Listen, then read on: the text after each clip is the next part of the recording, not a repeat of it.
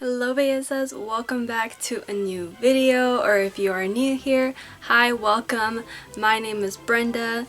I do mostly paranormal videos here on my channel, so if that is something that you are interested in, please go ahead and subscribe down below. Also turn on your post notifications so you do not miss when I post another video like this one. I do usually post on Fridays just so you guys are aware of my little schedule, and of course we are doing Spooktober for spooky season, so I am happy to have you here joining us for this video. Now, with all of that being said, let's go ahead and get into today's video.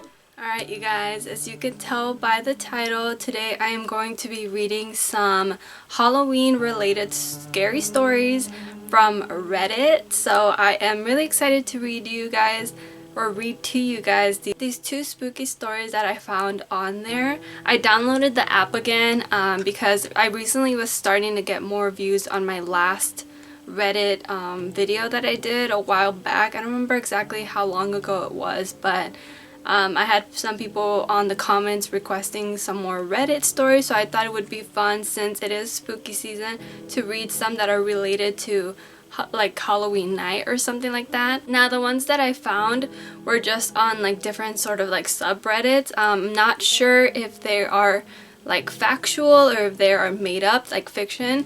So either way, I thought they were pretty spooky, so I hope that you guys like them either way, whether they're real or not, because either way we already know that we are here just to get spooked regardless. So yeah, let's go ahead and get into the first story. So the first one is a lengthy one, so make sure that you're cozy and you're ready to get spooked.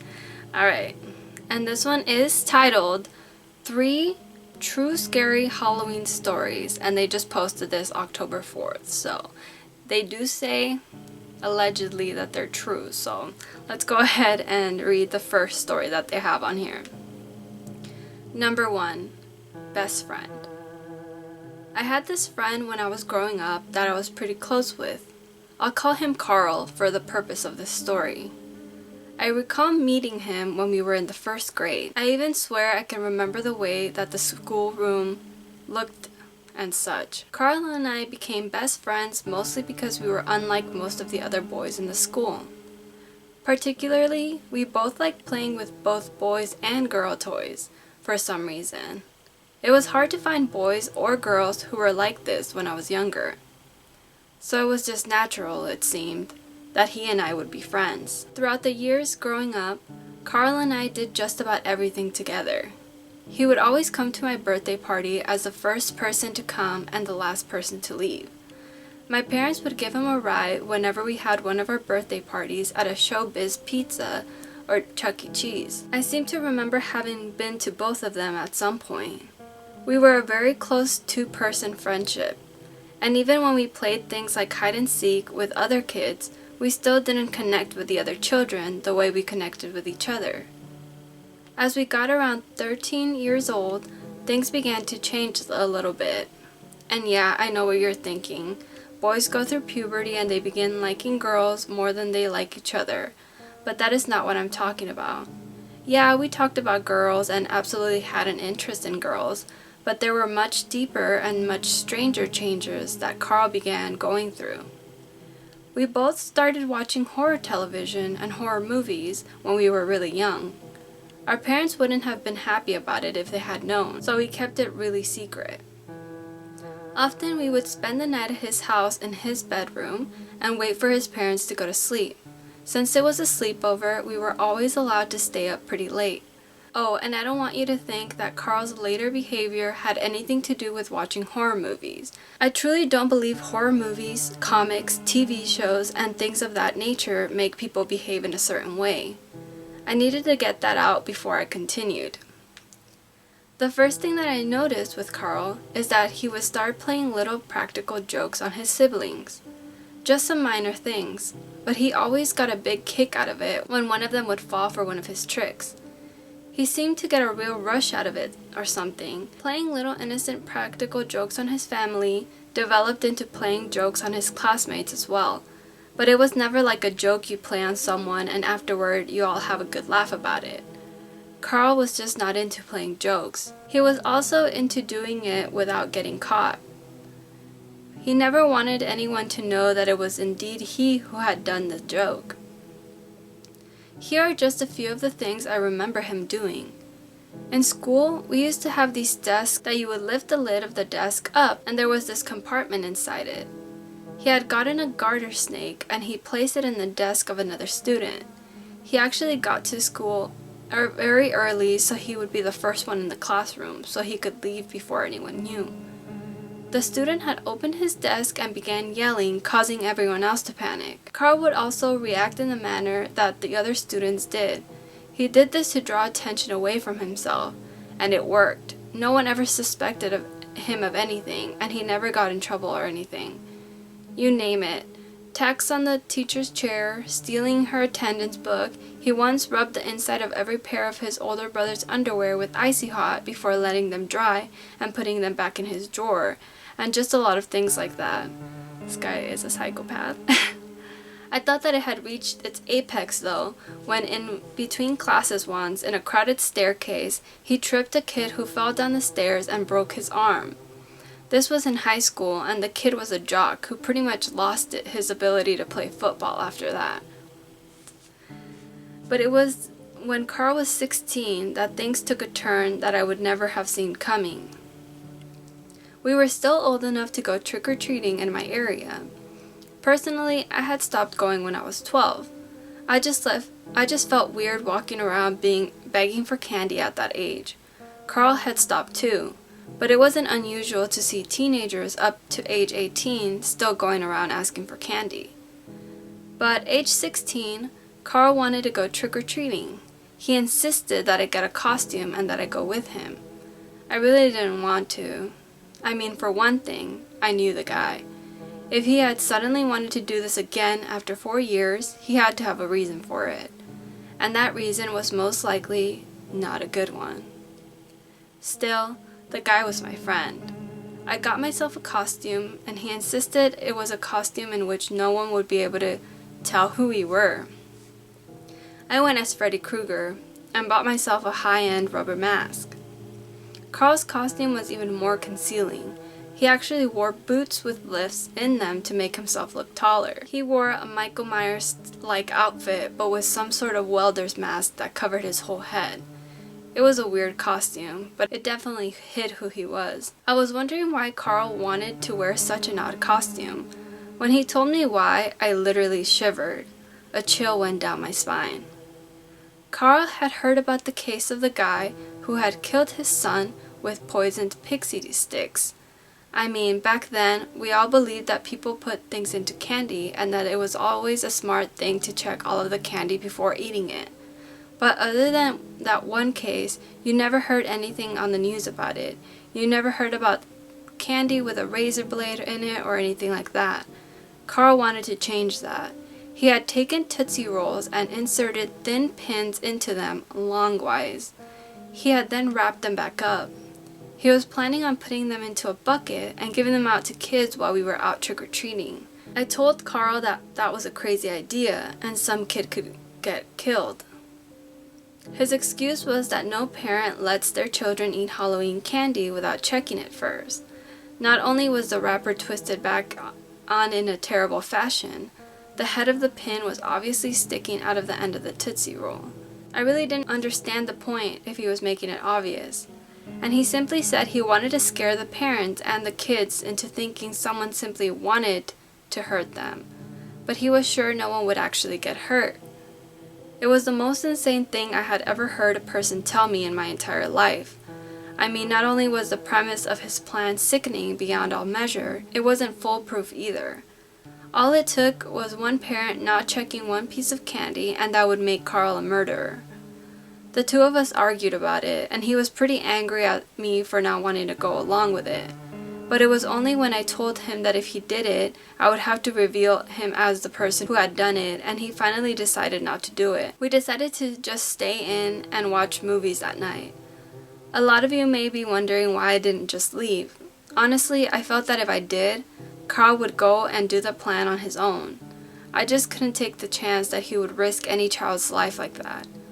Others may be wondering why I didn't call the police. Well, he backed off and wasn't going to do it.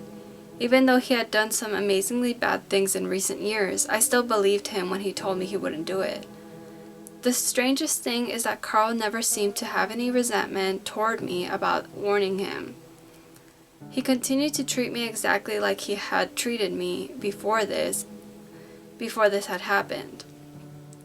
I had a hard time seeing him the same way though, and although we continued to hang out until we graduated high school, I didn't keep in touch with him after we went away for college. I have absolutely no idea whatever happened to him. I just hope that he never did anything this bad to anyone in real life. That's so crazy. I don't know why he wouldn't call the police, because I feel like he had some kind of like psychopath tendencies that he was trying to, actually put out there, which is really, really scary. I would have been like, anonymous tip, you know what I mean? So they could keep an eye out on this guy, at least. But I mean, if he never heard anything about it, who knows? But maybe he could have done something and gotten away with it, and this guy typing the story would never have, he wouldn't have no idea. Alright, and his second story is titled Graveyard. When I got too old to go for tricks or treats anymore, I began trying to find other ways to get scared. There are a bunch of different things I did on Halloween, but I think my favorite thing was to walk through the graveyard. It took a little bit of nerve to do it the first time, and yes, it was very frightening the first time as well. I was scared to death by any little sound I heard. But of course, as which is always the case when it comes to scary things, the fear wore off when I realized there was no danger. This was about 20 years ago. It was Halloween night and I was 17 years old. I was talking with a friend on the phone, a friend who had agreed to accompany me and hang out in the graveyard that night. Don't get me wrong, we didn't just walk through there and that was it. We'd often find a nice, dark, and quiet place to sit down and we would talk for a while. But sometimes it was fun to also just walk up and down the paths the whole time. There would occasionally be other teenagers in the graveyard too, which often made it less scary. My friend's name was Josh, and we met up and walked down the graveyard. The streets were already full of children in their costumes trick-or-treating, and there were plenty of adults around trying to scare them too. But we walked down the street and then down a couple others until we were moving off into the dark. I think one of the things I liked about the graveyard was the darkness of it all. When you first entered it at night, you couldn't see anything at all. And then your eyes would slowly begin adjusting to the light. You would be able to see shadows and things like that. Pretty soon, you would be able to see the path better and to see the tombstones better too. And although you would soon get used to the ambient lighting, you never got completely seeable. Things could still surprise you. Josh and I steered clear of a group of teenagers who were sitting around a monument and drinking. You will think I'm lame for this, but I never even had my first drink until I was in my mid-20s. Just wanted to get around to the darker and scarier part of the graveyard. I'm not sure how long we had been walking around before I first saw the scariest thing I had ever seen in my life. At first, I thought it was just a shadow. Maybe something like the wind blowing the branches of a tree around or something. I wasn't sure. "Hey Josh," I whispered. "Did you see something over there?" Josh elbowed me. "Yeah man, try that scare me on Halloween crap." He laughed. He then looked over to where I had been pointing. Josh jumped and I felt him grab onto my shoulder. "Damn, you're right," he suddenly whispered. "There is someone over there." We both kept looking in the direction, and we were both trying to be quiet as we watched this person. We weren't sure what it was about them, but it was that we could barely make them out. It was like they were all dressed in black or something, and much more difficult to see than anyone else had been. "Holy," Josh said to me, with a hint of laugh in his voice. "That's a frickin' Grim Reaper." We followed after the figure. After he had given me a pretty good idea of what I was looking at, I was finally able to make out the form. Yeah, there was something in the graveyard dressed as the Grim Reaper on Halloween night. "Let's follow him," Josh suggested. "Nah, I'm not interested," I protested. I was not really afraid of anything, but I really didn't feel like bugging anyone, especially someone who would dress up as a Grim Reaper and hang out in the graveyard on Halloween night. Anyway, Josh wasn't willing to sit around and wait for me. He got up and followed the person dressed as the Reaper. He found the whole thing amusing. I guess he wanted to see what was going on. The direction he was walking in was back towards those teenagers that we had seen hanging out.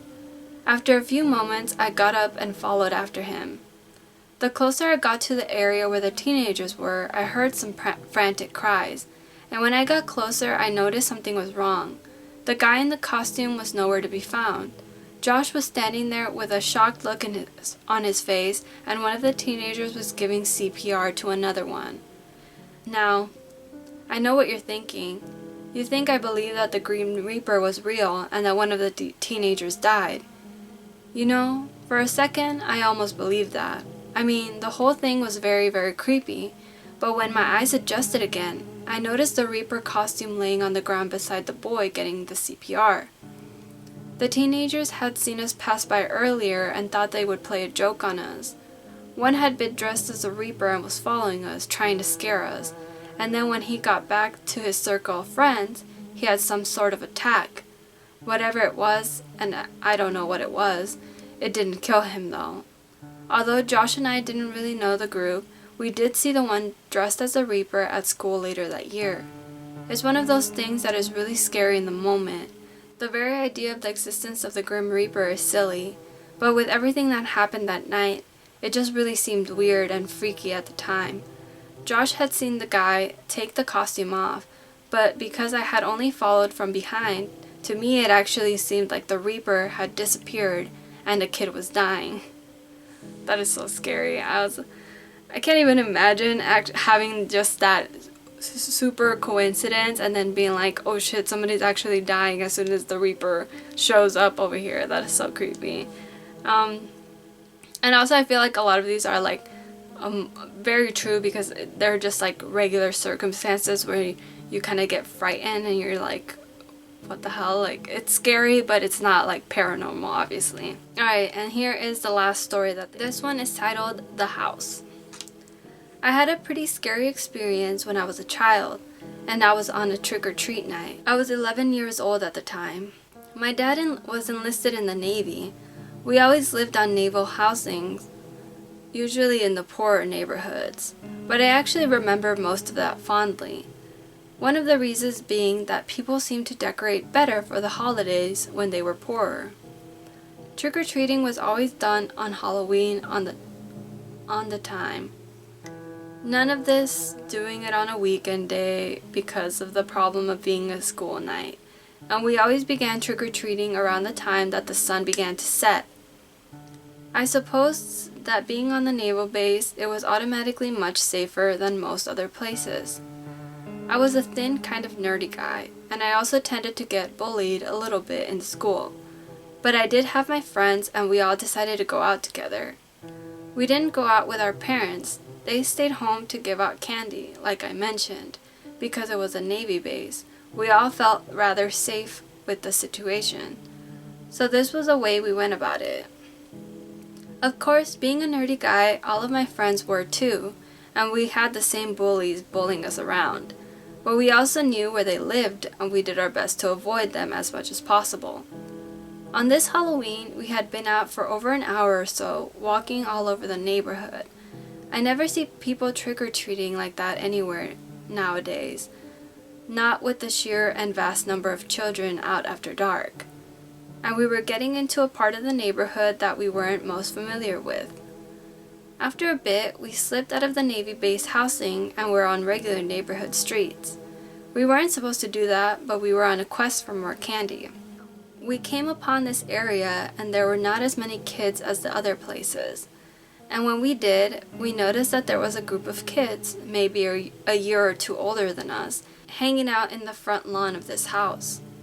We tried to avoid them, especially when we recognized them as kids from school. They weren't bullies or anything like that, but we knew who they were and we really didn't want to have much to do with them. One of the boys recognized me and yelled out to me to come over there. I hesitated. I really didn't want to be anywhere near them. However, They kept calling, and we realized that it might be better to go over and see what they want than ignore them. They weren't bullies, but that doesn't mean they wouldn't become bullies if they were angry at us for ignoring them. We walked up to them and asked what was going on.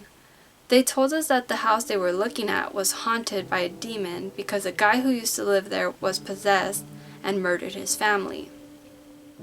And they dared me to go up and see it. I wanted nothing to do with it and told the boys I didn't want to. I was prepared to walk away with my friends. However, before I could, one of the boys grabbed me. He began pushing me up to the door of the house. I was terrified and began screaming for help, but the group of older kids intimidated my friends from helping me, and he was pushing me up towards the house as quickly as he could. He was telling me things like the demon was going to drag me into hell with him and things like that. And then he suddenly let go of me. Since I was pressing back against him, I fell backwards. But when I got up and looked around, all of the boys, both my friends and his friends, were running off. I turned and looked at the house and saw someone standing in the door frame. My first impulse was that it was a demon and I needed to get up and run. "Damn kids, stop fucking around on my lawn," I heard the old man in the doorway say. "I don't have candy, that is why I keep the damn lights out." I got up and ran off. I wasn't scared of the possible demon or anything, but I was scared of a pissed off senior citizen. I told my friends about the old man and the misunderstanding, but we never told any of the older kids. Let them think it was a demon for what they did. That was a good one. Those are all like pretty like creepy, just in the fact that it could be like actual situations that happen. But nonetheless, very spooky and very appropriate for spooky season and the whole Halloween theme. So I enjoyed those, and I really hope that you guys did too, you know, even though it's like not the most scariest thing ever. It's just kind of intriguing, you know? Alright guys, that is going to be it for this video. I do hope that you enjoyed those few stories from Reddit. I always love going on there and looking for spooky stuff to read. And it doesn't always have to be like hardcore stuff like that is super terrifying. I usually like reading lighthearted sort of situations that kind of make you feel eerie inside, and they make you feel like spooky, but it's not like something super terrifying. It's not something super sinister either, because sometimes it takes a toll on me just reading about all this like super scary stuff with like demons and so on and so forth. So I really enjoyed those stories, and as I said, I hope that you guys did too. And before I do end the video today, today's comment shout out goes to this person right here. Thank you so much for leaving a nice comment. I always do appreciate it. And if you want to be the next comment shout out, all you have to do is leave me a nice comment below, of course, and that is it.